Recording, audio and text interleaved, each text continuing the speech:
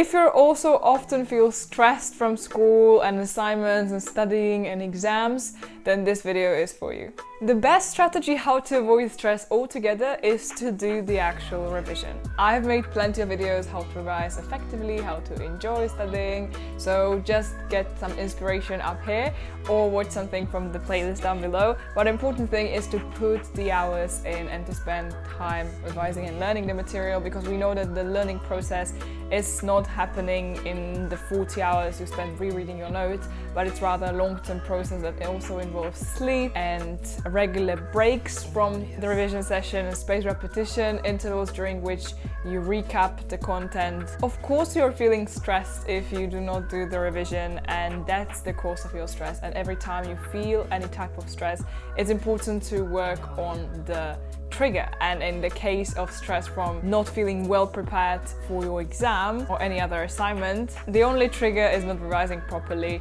and that's the cause of your stress. You'll still experience stress to some extent because it's natural, but the feeling is not going to be as strong when you knew you put the work in. When you do the actual work and when you learn it, when you revise it, then some of this stress will automatically disappear. The second thing that always helps to eliminate stress, at least to some extent, is talking to someone else, because I'm sure that there is at least one person who is sharing the same type of stress and the same trigger as you do. It can be your best friend, it can be your classmate, it can be your teacher or parents.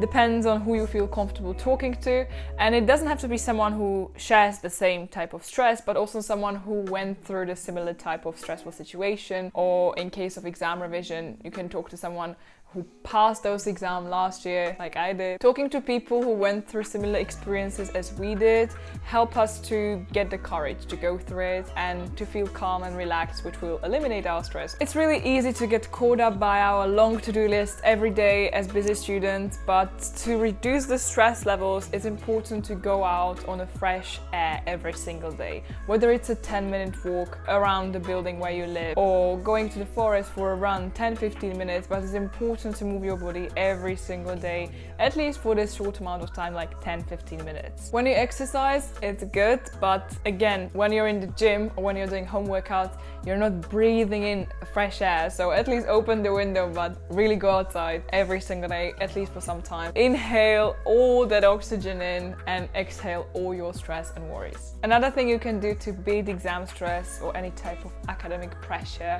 is to eat regularly. Let's say in exam season, you stick to the regular meal timings every single day. Why I'm saying this is that as students, we can have really busy, unpredictable lives, and sometimes we skip meals, sometimes we just grab something unhealthy, and this is not good for your overall stress levels because you need good food. Food is fuel for your body, and by introducing regular meal timings, you will ensure that your body will get the required energy on a regular basis. To beat stress, it's crucial that you switch off your mind, your devices, everything at least 1 hour before going to bed. I read a fantastic book by Cal Newport a couple of weeks ago called Deep Work, and I can recommend it to everyone who wants to transform the way how they think about time management and productivity. A great method that Newport talks about in his book is shutdown ritual.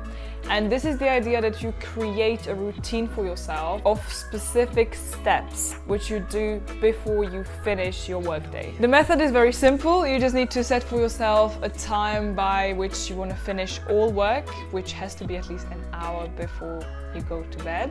And after you finalize your plannings for the next day, your to-do list is ticked off, you organize, you say out loud for yourself, shutdown completed. It's the end of tasks that require your mental energy, assignments, exams. After you finish your shutdown ritual, you should not be stressed about anything because everything is sorted and you will keep going next morning. You can't keep doing work until the last minute you go to bed. Incorporate something like a shutdown ritual into your routine to see how the stress leaves your body, leaves your mind. You will wake up well rested, and it's gonna be so much better than if you kept working all the way until you close your eyes and fell asleep in that moment. I really recommend this book. You should check it out. It's amazing. It completely changed the way how I thought about productivity. I think I'll reread again soon because it's amazing. I really want to incorporate all the strategies that the author introduces It's amazing, just read it. Don't dwell on worst case scenarios. This is something we do to ourselves, that we think about these worst possible situations that can happen. The worst exam grade, the assignment that's handed in late, something missed. It's just in our head, it's not the reality. We unnecessarily suffer in our minds. We create these worst case scenarios that are really unlikely to happen. We're just deteriorating our mental health. Instead of this, think positively and visualize your success. When a worst case scenario thought comes to your mind, try to transform it into something positive and nice. So instead of thinking about, I can't make this by Friday 5 p.m, say, I will finish this assignment by Thursday night. Visualizing your success invites the success to your life, so just keep doing it and it will come. A good night's sleep is better than last-minute cramming, so make sure that you sleep at least 7 to 9 hours every night. And the stress will disappear after a while, but when you sleep very few hours and you keep living like this for a long period of time, then the stress will accumulate from inside and you will start seeing how you become sick more easily, how you will become more isolated from others. So really guys, please sleep. Once you're done with an exam, move on to the next one. Do not think about your past exam mistakes. Do not think about what could have been if you answered something differently. It is what it is. You tried your best and now it's time to move on. The most important thing goes last, and it is to not aim for perfection, because perfection is a myth and it doesn't exist, and what counts is your effort and what you put in. Focus on your progress rather than final results, because on that journey, on that beautiful learning curve, you will see how you get better every time you try. You have to overcome your own fears and keep going despite initial failures. This semester I took maths, and I'm not really a maths person, but I want to take econ course next semester, and for me it was a learning curve. I didn't do well in the first couple of exams. Now I can see how it's getting better and I'm really proud of myself, and this is just a reminder for you all that we need to keep going, keep trying.